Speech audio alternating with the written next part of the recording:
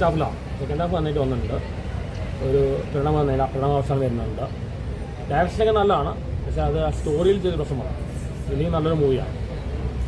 എന്തായാലും ഒരു ജിജു പുണ്യസൻ ആൾ പിന്മാറിയ പ്രശ്നമായിരുന്നു. പുള്ളി ആ 3D ഫിലിം മൈഡി കുറിച്ചുണ്ടാക്കിയാണ്. പുള്ളി ത്രൂ ഔട്ട് ഡയറിങ് കുറച്ച് നന്നായിരുന്നു. ഇടയ്ക്ക് അത് കൊമേഴ്ഷ്യലൈസ് ചെയ്യാൻ നോക്കി. ഇടയ്ക്ക് ലാലേട്ടൻ ഇൻ്റർവ്യൂ കൊടുക്കാൻ കണ്ടപ്പോൾ വൻ പ്രതീക്ഷ വന്നതാണ്. പക്ഷേ ലാലേട്ടൻ ഇനി വരാൻ പോകുന്ന സിനിമ നല്ലതാണ്.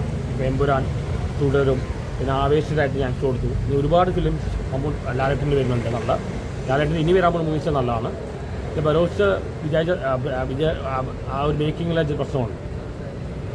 കണ്ടിരിക്കാം, പിള്ളേർക്കെല്ലാം ഇഷ്ടപ്പെടും. വൾഗാരിറ്റി വയലൻസ് ഒന്നും ഇല്ല. പക്ഷേ ആ വിഷ്വൽ എക്സ്പീരിയൻസ് ടെക്നിക്കൽ സൈഡ് പറഞ്ഞാൽ ഹോളിവുഡ് സ്റ്റൈലാണ്. 3D 3D ലോക്കറിനാണ്.